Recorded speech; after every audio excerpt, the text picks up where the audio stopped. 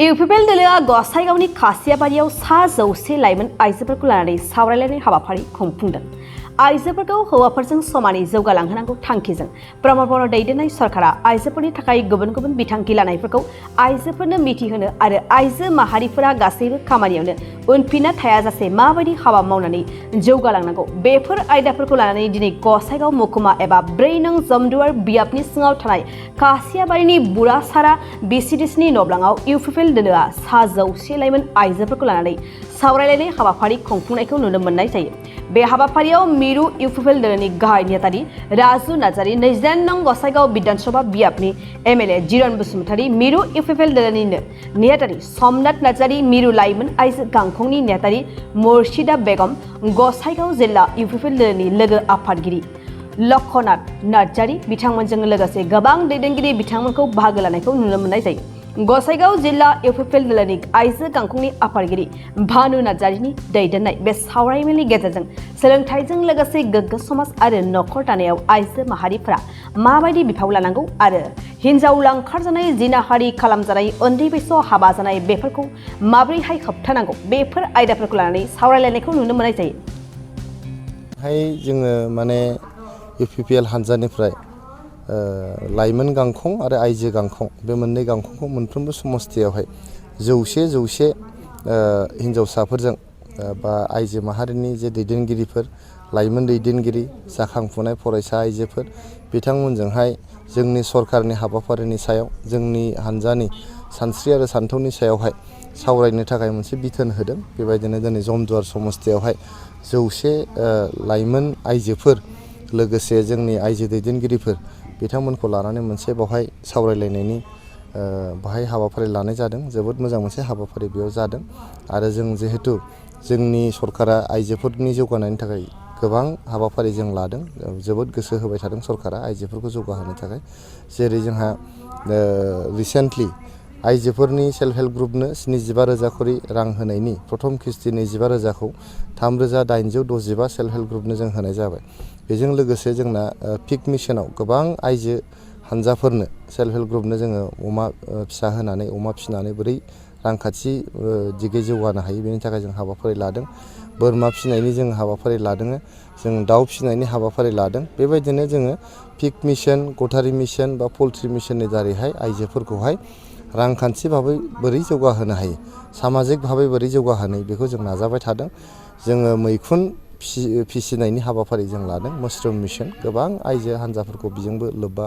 खालामनाय जादों। बेबायदिनो आइजोफोरनि जौगानायजों लोगोसे जिहेतु आइजोफोरानो जोंनि समाजनि 50% सुबुं सानखोनि, बे 50% आइजोफोरखौहाय जों जौगाहोनो हायाबा जोंनि समाजा जौगानाय नङा। बेबायदि साननायखौ लानानैनो जोङो दिनै सारा बड'लेण्ड ओनसोलाव आइजोफोरखौ एकदम हारि बोरोन धोरोम बासियालासे मोनफ्रोमबो हारि धोरोम बोरोननि आइजोफोरखौ जौगाहोनानै समाजखौ जोङो गोख्रै बोरै जौगाहोनो हायो बेनि थाखाय हाबाफारि लानायनिनो दिनैनो मोनसे हाबाफारि जों बेयाव लादों। गोबां गावसुंथा खुद्रिनाया स्वाभाबिक, खुनु सरकारानो खुनु माने दोलोआनो खनसेयैनो 100% रावनोबो होनो हाया। बावहाय सरकारखौथ' बारहो, इसोरा फैबाबो भगबाना फैब्लाबो 100% बयनोबो होजोबनो हाया। जों दाखालि 3,865 सेल्फ हेल्प ग्रुपफोरनो होबाय। दा नैबार नभेम्बरनि गेजेराव आरो जों 6,000 सेल्फ हेल्प ग्रुपनो 40टा जे जोंनि दा एक्जिस्टिं समस्ति दं बेयावहाय 150टा खरि सेल्फ हेल्प ग्रुपनो जों होनो थांबावगासिनो दं। थिग बेबायदिनो फैगोन बोसोराव 2024 मायथाइयाव आरो जों 6,000 सेल्फ हेल्प ग्रुपनो होनो थाखाय जों बिथांखि लादों। जेखिजाया नैबे नभेम्बर दाननि गेजेराव जायफोर सेल्फ हेल्प ग्रुपफ्रा जेनुइन सेल्फ हेल्प ग्रुपफ्रा थालांदों,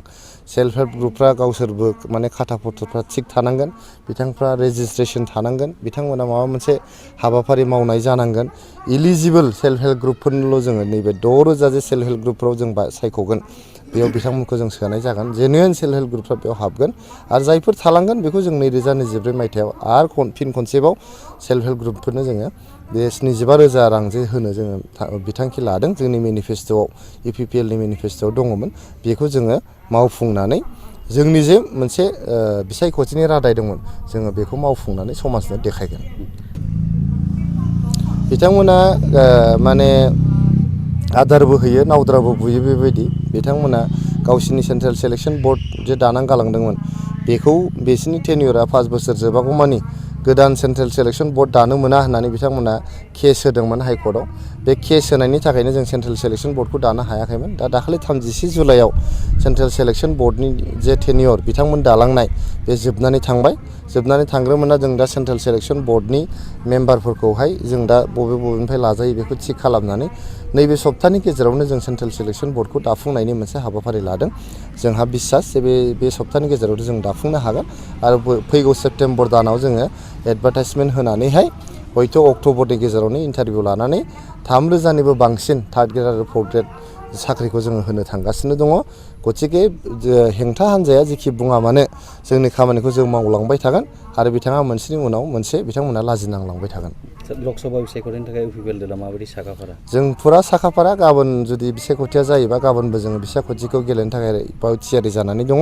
आरो UPPL दोलानो बाव खाथाङै देरहाखागोन गुबुन दोलाबो जेबो खामानि गैया 100% बाव UPPL दोलाल' देरहागोन आरो गुबुन हान्जानि बेयाव जेबो खामानि गैया मोनबेसे बिजाबाव बिजाथि होनायनि साखाफारा जोङो मोनसे बिजाबाव होगोन जिहेतु जों NDAनि एलायन्स पार्टनार जोंनि बड'लेण्डआव मोननै समस्ति दङ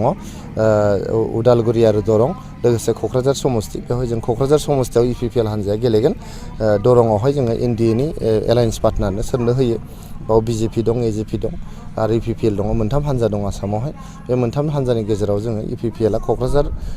बियाबखौ लानानै जों गेलेनो थाखाय दा थाग थियारि जानानै दङ बायचान्स जुदि जोंनो आरो मोनसेखौबो हगारबावोबा बेयावबो जों गेलेनो थाखाय थियारि जानानै दङ क'क्राझार आरो चिरां जिल्लानि रायजो राजाफोरनि थाखाय गोजोनथाव खौरां एबसुनि हेफाजाब होनायजों फैगौ 23 आगस्ट 2023 इंआव क'क्राझार सरकारि फरायसालिमायाव फुंबिलिनि 6 रिंगानिफ्राय मोनाबिलिनि 4 रिंगासिम सा सानजा भारतनि गोजामसिन गभ आयुर्वेदिक कलेज एन्ड हस्पिटाला देहा मेडिकेल चेकआपजों लोगोसे सांग्रांथि मेल खुंफुंनाय जागोन बे देहा मेडिकेल चेकआपजों लोगोसे सांग्रांथि मेलाव गासै सा 26 गुबुन गुबुन बिफाननि रोंगौथि गोनां स्पेसियलिस्ट डक्टरफ्रा बे हाबाफारियाव बाहागो लागोन